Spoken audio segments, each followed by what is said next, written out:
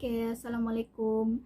Um, Hari ini saya akan share saya punya pengalaman pasal ectopic pregnancy.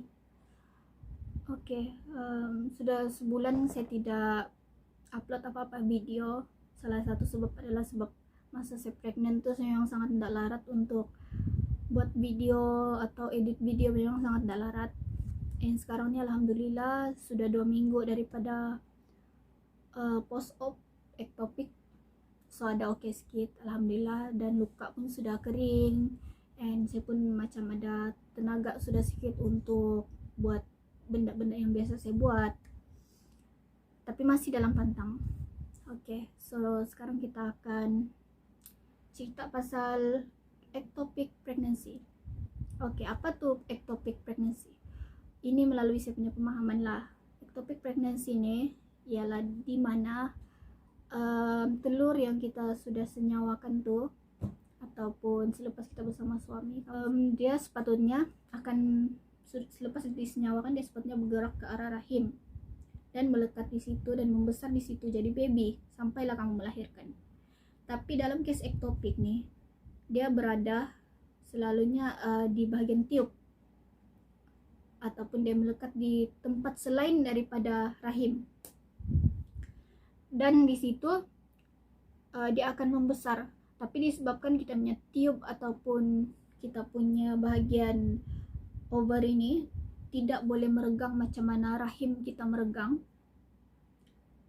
disebabkan itu baby itu dia tidak boleh membesar dan benda yang paling teruk adalah dia boleh pecah.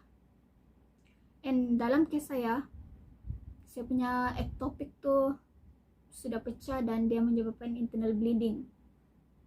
Oke, itu nanti kita cerita. So, first saya akan cerita pasal simptom. Oke, salah satu saya punya simptom adalah saya ada bleeding. Tapi dia start bleeding, dia bukan terus heavy tau. Dia daripada flake coklat yang macam kita first datang bulan tuh, dan dia bertukar jadi darah yang macam darah lama, macam darah period yang sudah lama tidak keluar. Dia macam tuh. Oke, itu saya punya first symptom untuk saya. Tapi setiap orang lain-lain. Ada setengah orang dia akan rasa sakit di bagian kiri atau kanan, tapi itu saya tidak rasa, saya cuma ada bleeding. And second adalah tidak nampak janin ataupun kantung masa scan. Oke, itu nanti kita akan cerita lebih lanjut. Oke, story ini bermula masa saya dapat tahu saya pregnant. Oke, saya punya normal period after saya punya first pregnancy, lepas melahirkan anak. Sekarang anak saya sudah 1 tahun 9 bulan. Kami yang plan mau ada anak second, tapi disebabkan saya punya pregnancy pertama, saya punya HB low, so dokter sarankan untuk ambil perancang. So perancang yang saya ambil adalah suntikan Depo ataupun suntikan, saya tidak tahu apa full name dia, tapi dia akan suntik kita dekat punggung. Suntikan tuh kena ambil 3 bulan sekali ke 2 bulan sekali, saya kurang pasti. So sepanjang setahun tuh saya memang ambil suntikan, and last year saya decide untuk berhenti bulan 9 September.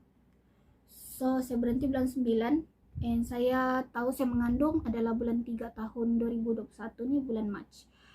Yaitu so kiranya bulan 10, 11, 12, 1, 2, 3. So dalam lebih kurang 6 bulan ke 5 bulan lebih saya diberikan rezeki mengandung lagi, alhamdulillah, walaupun sementara. Oke,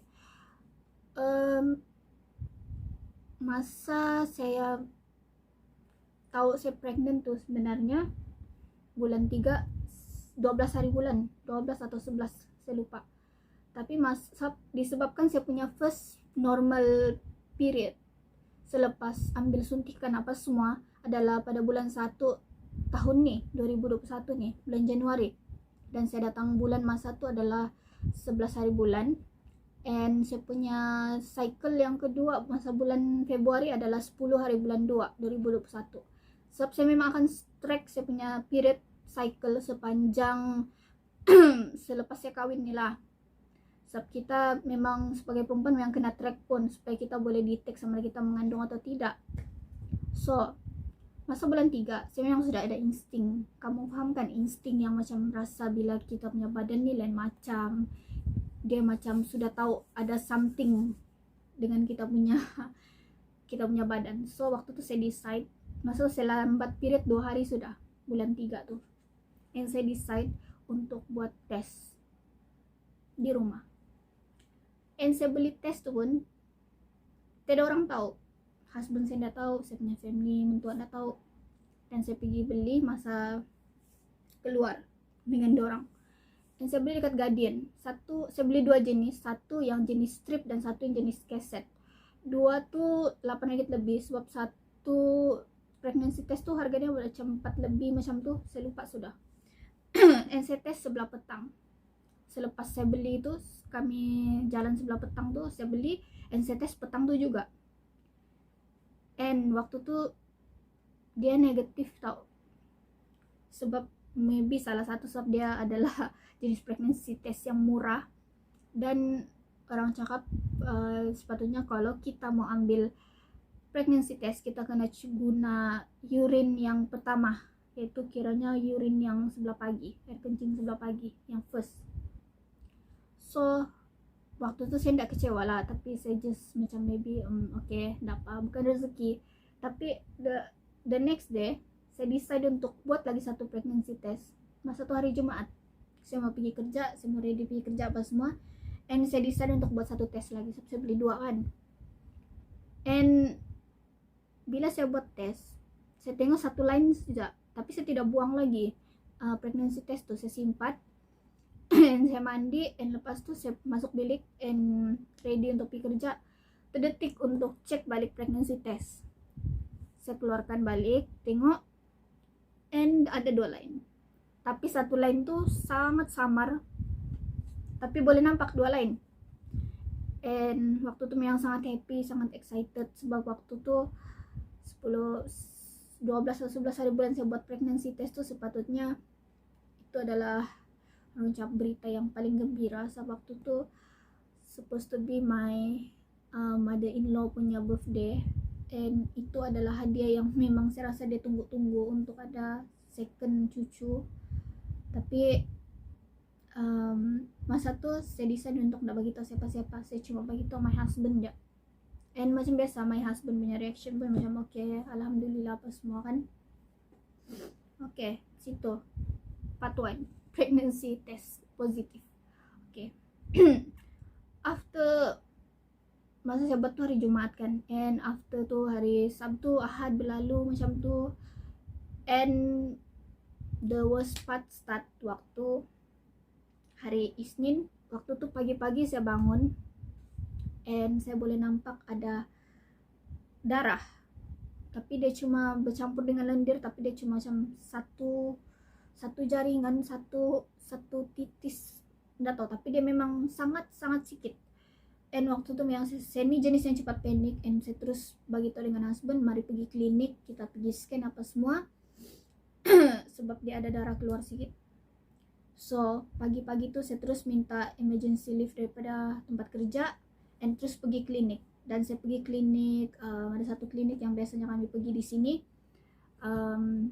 dan tempat yang biasa daripada saya pregnancy pertama, pergi scan apa semua, tapi check up dekat kerajaan lah, cuma pergi scan memang kami akan pergi ke situ lah. So sambung kita pergi klinik, and macam biasa doktor buat rutin scan and semua, and dia tengok okay, dan nampak baby lagi, sebab masih awal masa tu saya mengandung. Kalau ikut daripada my period yang last tu, dia baru 4 minggu. So dalam tempoh 4 minggu ni memang susah untuk nampak baby dalam kita punya rahim. So itu adalah normal. Masa kandungan pertama saya scan 4 minggu pun memang tidak nampak, sebab dia masih terlampau kecil. Kantung pun tidak nampak. Kantung baby biasanya akan nampak dalam masa 5 atau minggu period, 6 minggu pregnant. Oke.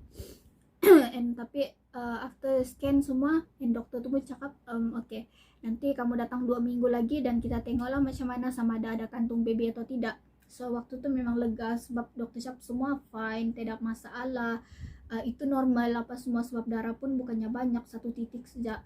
So saya balik rumah berehat dan memang total bed rest masa tuh. And besoknya 16 hari bulan 3, yaitu bersamaan dengan my mother-in-law punya birthday, dan dia pun memang sudah tahu yang saya pregnant, dan dia sangat happy. Dia rasa itu hadiah yang orang cakap yang paling best lah, tapi apa boleh buat, kan bukan rezeki. Oke, kita balik cerita tadi. Oke, 16 hari bulan tuh petang sudah masa saya balik kerja, dia tidak flek apa-apa. Tapi after saya balik daripada kami punya, macam kami celebrate birthday my mother-in-law dengan saya punya adik ipar di dekat satu restoran lah dekat TDS ini, dan kembali ke rumah masa malam tuh ada flek coklat keluar, tapi dia tidak banyak, sedikit dah. Dan dia macam pendarahan yang masa kita first period tuh, tapi dia warna coklat tuh, kamu tahu tuh kan.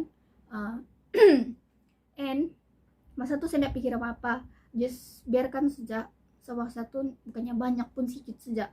So the next day saya pergi kerja macam biasa, and pagi tuh saya pergi toilet dekat tempat kerja, saya tengok flek coklat tuh makin banyak dan dia macam makin terang, makin gelap. So saya terus call my husband, bagi tahu mau berehat di rumah, and terus bagi tahu dengan tempat kerja yang saya mau bed rest sampai hari Jumat dan saya mau ambil cuti sampai Jumat. So oke, sepanjang minggu tuh saya bed rest, tapi the bleeding macam dia daripada flek coklat dia bertukar jadi darah, dan dia daripada darah tuh, tapi darah tuh adalah darah yang warna dia memang merah tua, dia bukan macam fresh blood. Kayak di situ.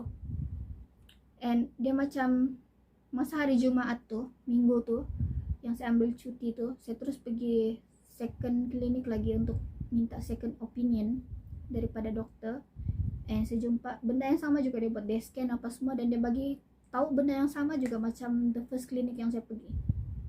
Oke.